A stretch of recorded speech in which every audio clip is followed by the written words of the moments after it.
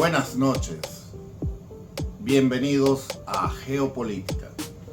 Bueno, primero que nada quiero felicitar al pueblo estadounidense por esta fiesta democrática, porque pudieron resolver sus problemas a través de las urnas, a pesar de todos los inconvenientes que habían,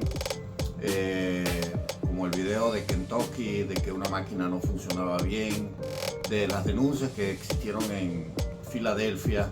El comportamiento en general de todo el pueblo americano fue cívico, fue ciudadano y es lo que esperamos nosotros en el mundo. Fue una fiesta democrática que otros países no conocen porque jamás han ido a una elección limpia o jamás han tenido el derecho de poder elegir a su gobernante, caso Corea del Norte, o una elección que no es transparente, caso Cuba, caso Venezuela, caso Rusia. Pero este ejemplo que dio hoy el pueblo americano es el ejemplo que debemos seguir en el mundo, porque solo así se construye una nación, a través de poder entenderse, poder convivir, poder coexistir a pesar de las diferencias. Siempre me recuerdo a alguien que me decía que lo único que nos parecemos los seres humanos es que somos diferentes.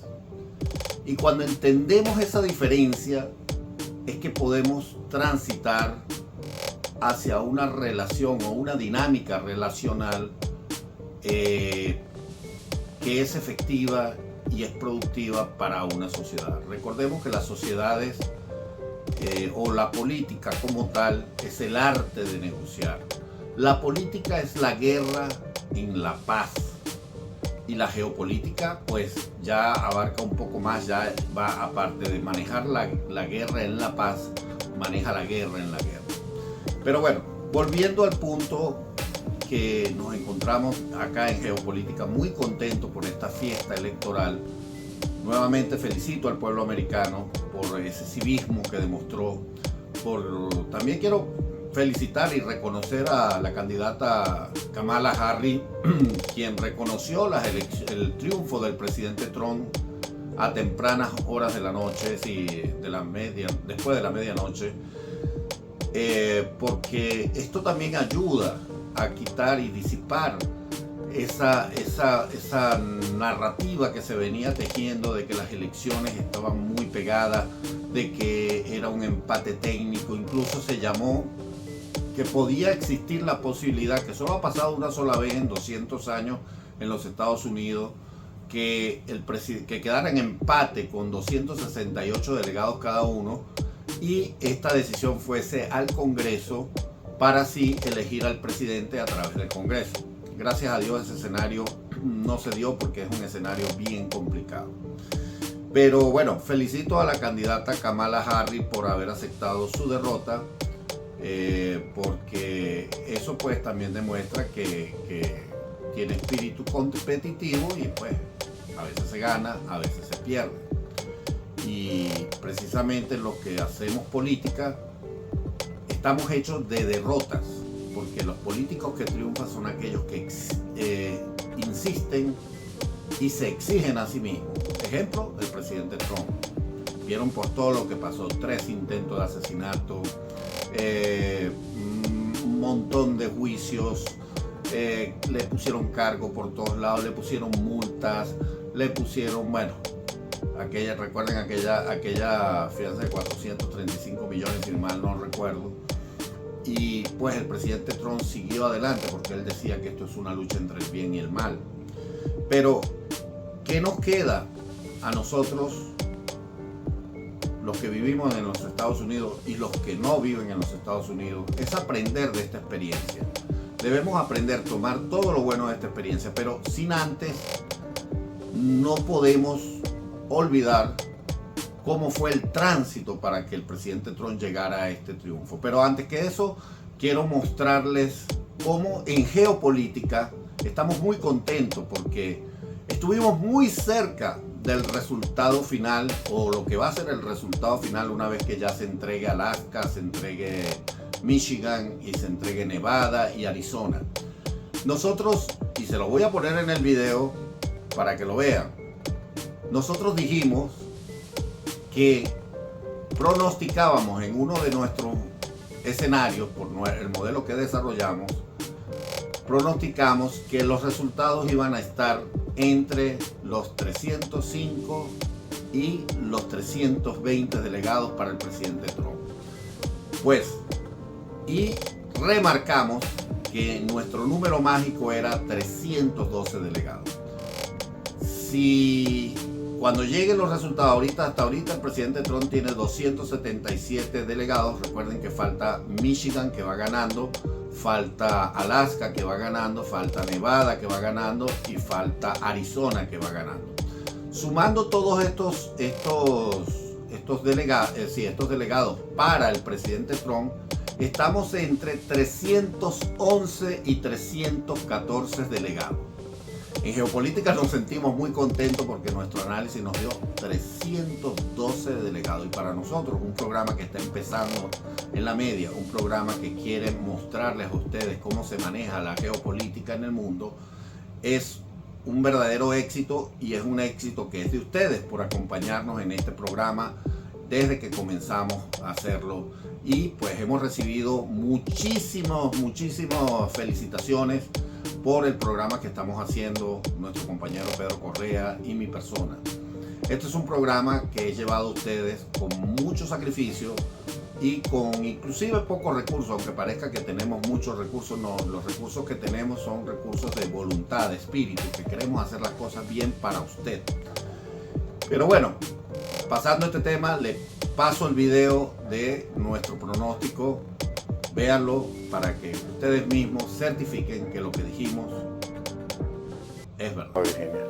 North Carolina, algunas encuestadoras lo estaban dando a favor de Kamala, pero de verdad que este estado es para Trump. En nuestras proyecciones no creemos que pase algo distinto.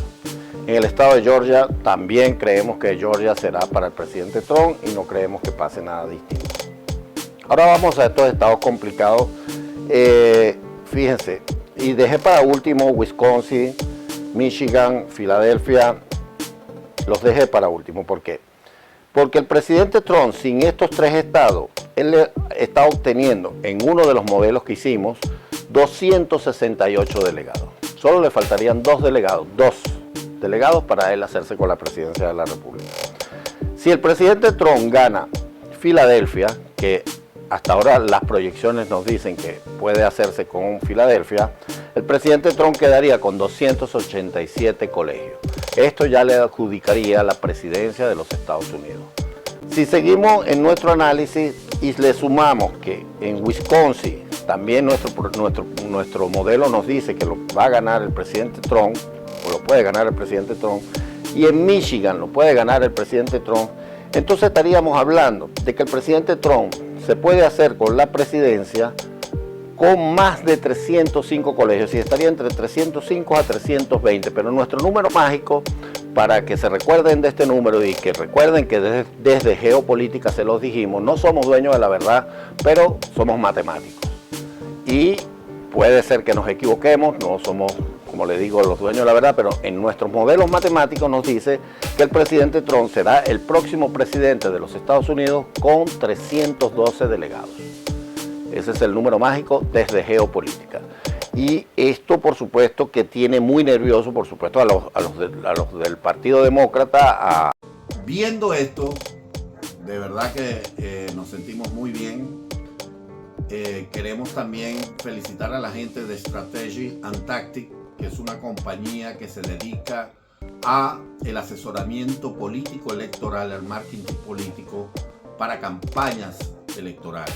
Es una compañía, el teléfono de Strategy and Tactics es 202-425-3209. 202-425-3209. Aquellas personas que estén interesadas en contratar los servicios de una empresa especializada en el marketing electoral, el marketing político, cómo llevar a un ciudadano desde la ciudadanía a un cargo público, a la administración pública, a la esfera pública, desde la esfera privada a la esfera pública. Es decir, convertimos a esas personas en gobernantes, en candidatos apetecibles al electorado. Pues, para continuar, no quiero dejar pasar, porque geopolítica, uno de los objetivos de geopolítica es, queremos desenmascarar todas aquellas cosas que siempre nos mantienen ocultas, cómo tratan de manipularnos en la opinión, en el pensamiento, en las acciones. Y no voy a dejarlo pasar, porque dejarlo pasar sería como que no sería bueno, porque siempre van a seguir haciendo lo mismo. Pues yo quiero mostrarles a ustedes cómo Univision decía que Kamala Harris iba a tener un 55% en la intención de voto y Donald Trump un 38%. Fíjense que los resultados que van hasta ahora son Trump un 51% y Harris un 47.5%. Esto lo hizo Univision. Telemundo también trató de ponernos, y ojo, aquí quiero abrir el compás para que manejemos los márgenes de error de encuestadoras.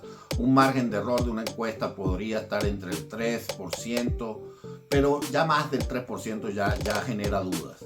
Fíjense que Telemundo decía que Harris iba a ganar con 47% y Trump 44%. Si nosotros al margen que tenemos hoy como realidad, Trump el 51%, le quitamos el margen de error, podemos decir que Trump tendría el 49%, ¿verdad? Y sí, aquí le estamos poniendo más del 5%, perdón. Le quitaron ellos a Trump más del 5%, es decir, mucho más allá de lo que podría dar el margen electoral. Y a Kamala le subieron un 3%. Sí, que ella está en 44, podríamos hablar de que ella está dentro del margen de lo que da una encuestadora. Pero si nosotros sumamos la manipulación de la encuesta, nos lleva a un 8%. Esto está en números, señores. Yo no estoy acusando a nadie, simplemente estoy mostrando los números que daban antes en Telemundo, en Univision, en Telemundo, y los números reales. Esto no pasa solo en los Estados Unidos. Esto pasa en Venezuela. Las encuestadoras, no todas, pero la gran mayoría, se dejan comprar por los que tienen el poder económico y así van poniendo a los candidatos que a ellos les conviene a ganar, aunque estos estén detrás de la ambulancia o estén de último. Y precisamente eso es una de las cosas que quiero aprovechar para mostrarles. Pues Telemundo decía que Trump perdía con 44%. Trump obtuvo el 51%. De 44 al 51 estamos hablando que hay 7 puntos de diferencia. Está sobre el margen de error. Y Kamala Harris, que de ella quedaba con un 47, ella quedó baja con un 44, estamos hablando del 3%. Pero si seguimos esto, el New York Times decía que Kamala iba a tener el 57% de intención de voto. Yo entiendo que la intención de voto no es igual a lo que se refleja en las urnas, pero allí es donde vamos al punto. Es decir, ¿por qué nos tienen a los ciudadanos en ascua y nos manejan los números como para que no podamos entender los procesos sociales y no podamos entender cómo se manejan las masas o cómo las masas se mueven en momentos electorales? Fíjense que 57% al 44 real, perdón, al 47 real que ella lleva, estamos hablando que hay 10 puntos de diferencia. Esto está sobre el margen de error de cualquier encuestadora, que podría ser entre el 3 y el 5%, llevándolo al 5% como algo muy grande. Sería una encuestadora que no tiene recursos, que no tiene buenos matemáticos y no tiene buenos estadistas. Trump, ellos lo ponían con el 40%. Fíjense que Trump tiene el 51%, tiene 11 puntos más que lo que le daba esta encuestadora de el New York Times. Entonces, aquí podemos ver que de verdad hay un manejo de los números hacia los intereses que tienen estos medios. Yo creo que los medios de comunicación americanos, Washington Post, New York Times, los medios latinos, Univision, Telemundo, tienen que revisar sus departamentos de estadística, porque los ciudadanos nos estamos dando cuenta que sí existe una manipulación cuando a los momentos electorales. Y esto no es solo en los Estados Unidos, esto existe en Venezuela, existe en Brasil, existe en Argentina, existe en México. Recordemos que en México hay una relación muy profunda de Claudia Sheinbaum con el presidente Petro, porque fueron compañeros del M-19, pero también ellos a su vez tienen un compañerismo con el presidente Maduro. Quiero de verdad mostrarles aquí que mi intención no es ponerlos en contra de los medios. Todo lo que yo estoy diciendo está en las redes, usted puede tomarlo de las redes y yo no estoy inventando nada. Usted puede, bueno, lo otro que me di cuenta que cuando estoy haciendo el análisis completo, profundo, mucha información de las encuestadoras, de las encuestas que se estaban dando antes del proceso electoral, desaparecieron por arte de magia. Qué raro, ¿no? Hoy usted las va a buscar y no las consigue. Muchas de ellas. Hay otras que sí están.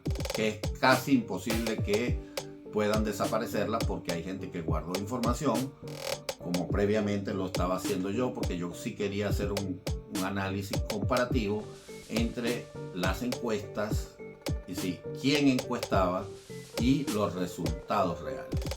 Nos mantuvieron pues que el presidente Trump perdía Michigan, perdía Nevada, perdía Arizona, perdía Pensilvania, y así nos tuvieron hasta el último momento. Y ahí es donde nosotros los ciudadanos debemos exigirle a la media y a los medios de comunicación que basta ya de manipular. Los ciudadanos somos libres intelectualmente y tenemos la capacidad de analizar las cosas que se dicen, las cosas que se escriben y las cosas que se hacen.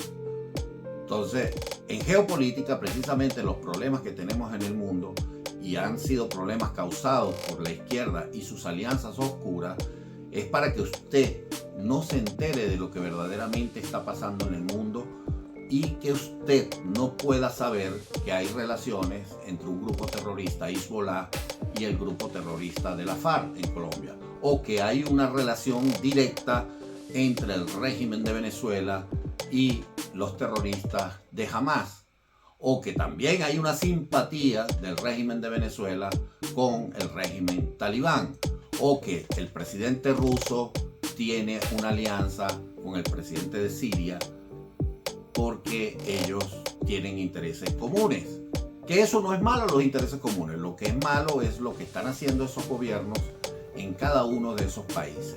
Tienen secuestrados ciudadanos, tienen secuestrado a todo un pueblo, como el caso de Corea del Norte o como el caso de Cuba, y ellos no les importa el bienestar del pueblo. Simplemente quieren es gobernar y mantenerse en el poder por mantenerse, a cualquier costo. Bueno, señores, también tenemos acá, vamos a darles el recuento pues de lo que fue el Congreso de los Estados Unidos, cómo quedó. Bueno, el Senado está compuesto por 100 senadores, de los cuales los demócratas hoy quedan hasta ahora con 42 senadores. Pierden 3 bancas en el Senado. Los republicanos ahora tienen 52. Recuerden que en el Senado eso no suma los 100, dirán los matemáticos.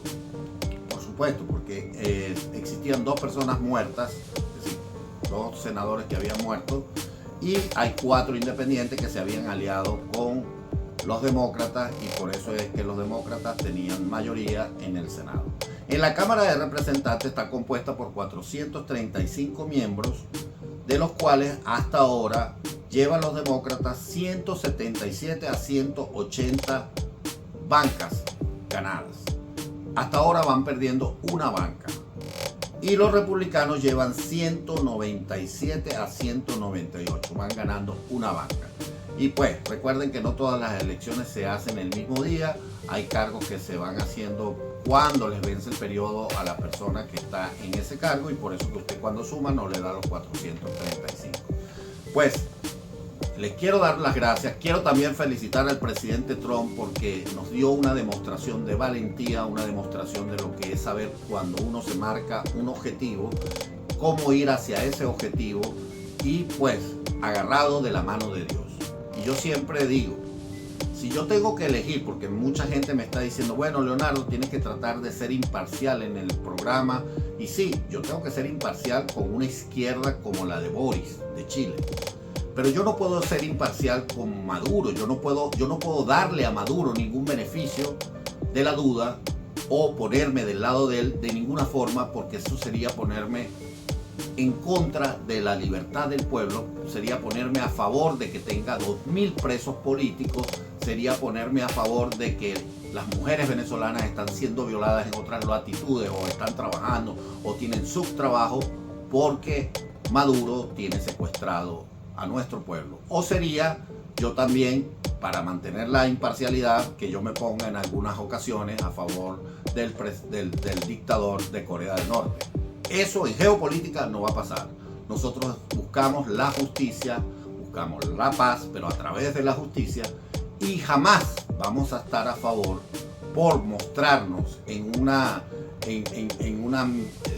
medias tintas.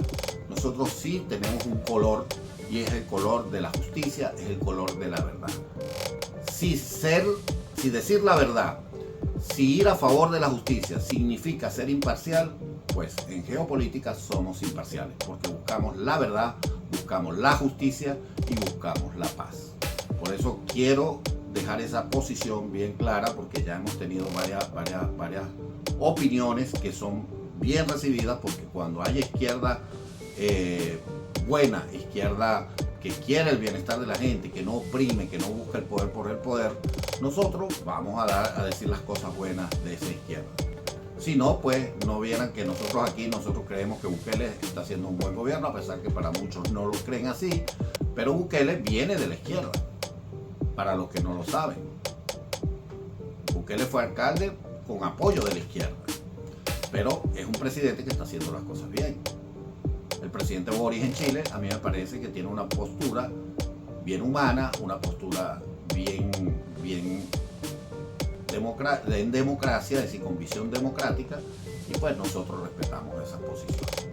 Pero jamás vamos a estar con el talibán que maltrata a las mujeres, o con Hamas que no le da libertad al pueblo del Líbano, o al pueblo de la Franja de Gaza, o con Hezbollah que no le da la libertad al pueblo del Líbano, o con Irán que tiene a sus mujeres reprimidas y no tienen libertad porque ellos tienen un gobierno teocrático y un gobierno que no cree en la libertad.